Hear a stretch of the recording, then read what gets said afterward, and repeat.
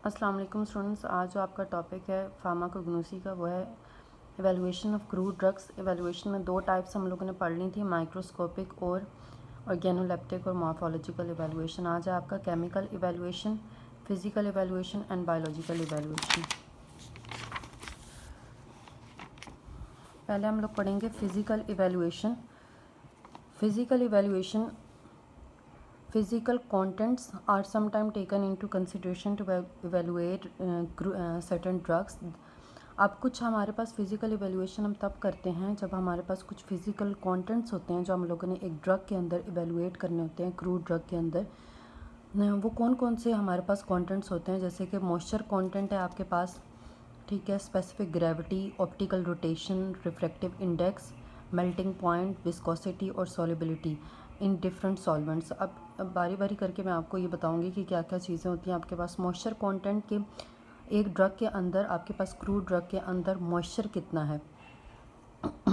ये हम क्यों चेक करते हैं कि जब हमारे पास मॉइस्चर का पता चल जाता है तो हमें ये पता चल जाता है कि ड्रग को हमने कितने टेम्परेचर पे स्टोर करना है, कौन सी कंडीशन पर स्टोर करना है। अदरवाइज़ ड्रग क्या हो जाती है, डैमेज हो सकती है, डिटोरिएट हो सकती है। इस वजह से हम एक ड्रग का मॉइस्चर कंटेंट फाइंड आउट करते हैं। स्पेसिफिक ग्रेविटी क्या होती है?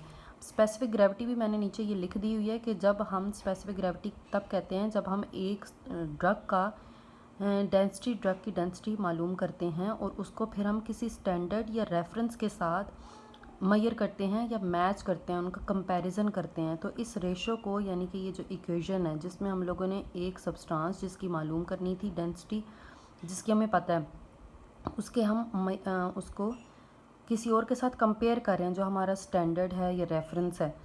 तो इसकी जो रेशो होती है, ये रेशो या हमारे पास जो भी इक्वेशन है उसका जो रिज़ल्ट आता है वो हमारे पास स्पेसिफिक ग्रेविटी होती है एक सब्सटेंस की। फॉर एग्जांपल, अब हम यहाँ पे फिज़िकल इवैल्यूएशन कर रहे हैं या हम क्रूड ड्रग्स पढ़ रहे हैं, तो अब हम यहाँ पे किसी क्रूड ड्रग की बात करते हैं, या अगर हम यहाँ पे क्रूड ड्रग की नहीं, फार्मास्यूटिक्स में बात करें, क्योंकि अभी तक आप लोगों ने वो पढ़ी हैं फार्मास्यूटिक्स में। अगर मैं बात करूँ डिक्लोफेनिक सोडियम की, उसकी स्पेसिफिक ग्रेविटी की मैं बात करूँ फॉर एग्जांपल, तो अगर मैं उसको डेंसिटी ऑफ एक्स सब्सटेंस यहाँ पे रखूँगी मैं, डिक्लोफेनिक सोडियम, यहाँ पे रेफरेंस कोई भी स्टैंडर्ड जिसके साथ मैं उसकी डेंसिटी को कंपेयर कर रही हूँ, तो जो उस इक्वेशन का रिजल्ट आएगा वो मेरे पास क्या होगी, specific gravity of diclofenac sodium.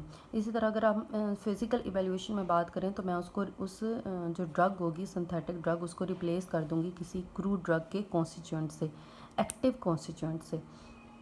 फिर उसके बाद है आपके पास ऑप्टिकल रोटेशन। ऑप्टिकल रोटेशन क्या होती है कि हमारे पास कोई भी सब्सटेंस, कुछ हमारे पास नेचर में बायोलॉजिकल सब्सटेंसेस होते हैं जो कि हमारे पास, हम उसे कहते हैं कि वो बायोलॉजिकली एक्टिव सब्सटेंसेस है। एक्टिव सब्सटेंसेस का मतलब क्या होता है कि जब उसके अंदर से कोई लाइट गुजरती है, उसके ऊपर हम लोगों ने कोई लाइट थ्रो की है, लाइट उसमें से गुजरेगी उस सब्सटेंस में से, तो उस सब्सटेंस की एबिलिटी होती है कि वो उस लाइट को रोटेट करवा देता है। अब ये हर सब्सटेंस की एबिलिटी नहीं होती, कुछ सब्सटेंसेस की होती है, उसको रोटेट करवाता है, या तो उसको राइट साइड पे रोटेट करवा देता है या लेफ़्ट साइड पे रोटेट करवा देता है। तो जब हम ये जो रोटेशन होती है कि वो एक बायोलॉजिकली एक्टिव सब्सटेंस लाइट को रोटेट करवा रहा है, तो हम उसको कहते हैं ऑप्टिकल रोटेशन। तो ये जो हमने रोटेशन फाइंड आउट करनी होती है कि वो राइट साइड पे रोटेट करवा रहा है या लेफ़्ट साइड पे, हम इसे कहते हैं ऑप्टिकल रोटेशन। मैंने एग्जांपल दे दी है कि कैरावे ऑयल के अंदर कुदरती तौर पे ये प्रॉपर्टी होती है कि वो लाइट को रोटेट करवा सकता है, तो हम उसे कहते हैं कि उसके अंदर ऑप्टिकल रोटेशन है। तो ये भी हम लोगों ने ड्रग की फाइंड आउट करनी होती है। फिर उसके बाद हम देखते हैं उसका रिफ्रैक्टिव इंडेक्स। ये कंप्लीट वर्ड आप लोगों ने लिखना है, रिफ्रैक्टिव इंडेक्स। रिफ्रैक्टिव इंडेक्स क्या होती है, फिज़िक्स में भी हम लोगों ने 9th-10th में भी पढ़ा था कि जब हमारे पास एक लाइट किसी एक मीडियम से गुजर के दूसरे एक मीडियम में होती है और फिर दूसरे मीडियम में एंटर हो जाती है, तो वो थोड़ी सी बेंड हो जाती है। क्यों बेंड हो जाती है? क्योंकि दूसरे मीडियम की डेंसिटी डिफरेंट होती है। फॉर एग्जांपल, हमारे पास लाइट एयर में है, ठीक है, फिर उसके बाद वो पानी में एंटर हो रही है, तो पानी में एंटर होने से उसका एंगल चेंज हो जाएगा, वो थोड़ी सी बेंड हो जाएगी। बेंड क्यों हो जाएगी? सिर्फ उस केमिकल की या उस मीडियम की अपनी डेंसिटी की वजह से। डेंसिटी आप लोग पहले फार्मास्यूटिक्स में पढ़ चुके हैं, इसलिए मैं ये डेंसिटी आपको अब एक्सप्लेन नहीं कर रही। डेंसिटी यानी कि कसाफत जो आपका उसका भारीपन होता है। तो हम रिफ्रैक्टिव इंडेक्स क्या होता है कि जब एक लाइट एक मीडियम से दूसरे मीडियम में एंटर होगी तो वो अपना पाथ थोड़ा सा चेंज कर लेगी, बेंड हो जाएगी। इसको हम कहते हैं रिफ्रैक्टिव इंडेक्स। मेल्टिंग पॉइंट, जब हम किसी क्रूड ड्रग की बात करते हैं तो उसमें कोई केमिकल है, एक्टिव कॉन्स्टिट्यूएंट है जो कि लिक्विड फॉर्म में है। फॉर एग्जांपल हमारे पास ऑयल हो गया, जैसे हमने पहले पढ़े थे फैटी ऑयल्स या एसेंशियल ऑयल्स, अब वो लिक्विड फॉर्म में, तो उसका हम क्या फाइंड आउट करेंगे मेल्टिंग पॉइंट, कि उसका मेल्टिंग पॉइंट क्या है।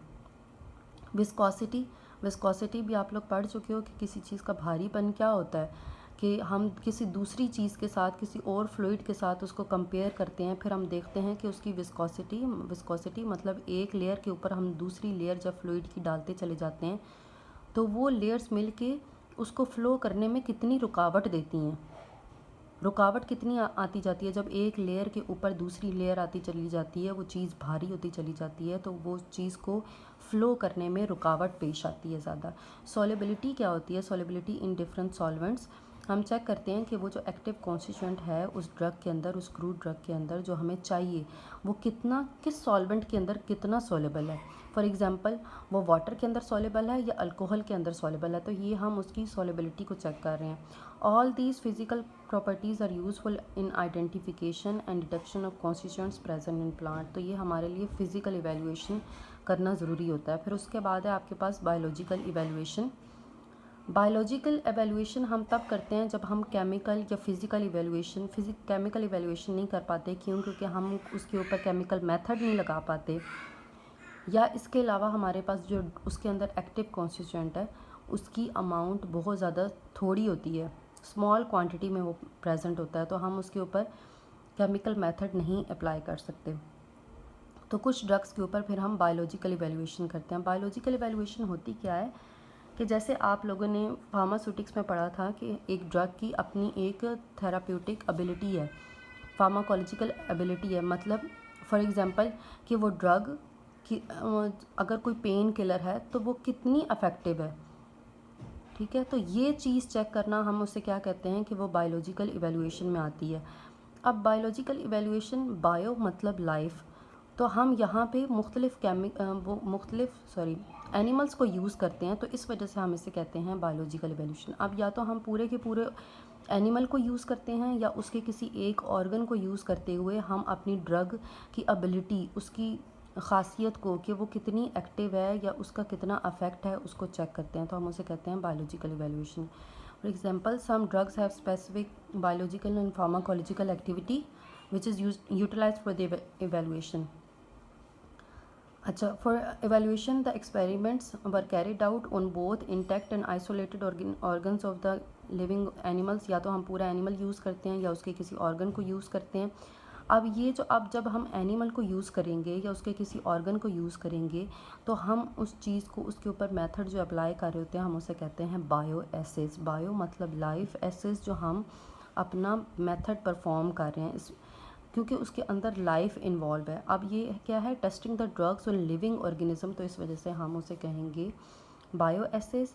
अब यहाँ पे हम सिर्फ ये ड्रग की एबिलिटी को नहीं चेक करते कि वो कोई एंटी डायबिटिक ड्रग है या एंटी हाइपरटेंसिव ड्रग है या एंटी इन्फ्लेमेटरी ड्रग है, बल्कि हम उसकी स्ट्रेंथ को भी मालूम कर सकते हैं। स्ट्रेंथ मतलब कितनी मिकदार में वो हमें अपना वो असर दिखाएगी जो हमें चाहिए।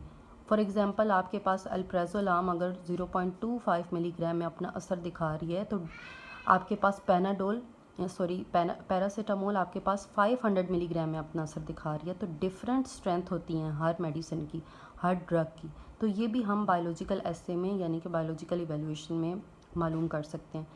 लास्ट है आपके पास केमिकल इवैल्यूएशन। केमिकल इवैल्यूएशन हम मुख्तलिफ, जब हम केमिकल कॉन्स्टिट्यूएंट की केमिकल एबिलिटी को फाइंड आउट करने के लिए हम कोई टेस्ट परफॉर्म करते हैं उसके ऊपर, तो हम उसे कहते हैं केमिकल इवैल्यूएशन। फॉर एग्जांपल हमने क्वालिटी को, क्वांटिटी को और प्योरिटी को चेक करना है क्रूड ड्रग की through chemical test for alkaloids, amino acids, carbohydrates, glycosides, tannins, volatile oils and fixed oils. अब ये कुछ कार्बोहाइड्रेट्स, अमाइनो एसिड्स, ये आप लोग पढ़ चुके हुए बायोकेमिस्ट्री में। वोलेटाइल ऑयल और फिक्स्ड ऑयल मैंने आपको पढ़ाया था। टैनिन्स और अल्कलॉइड्स भी आप आगे नेक्स्ट डिटेल में पढ़ोगे।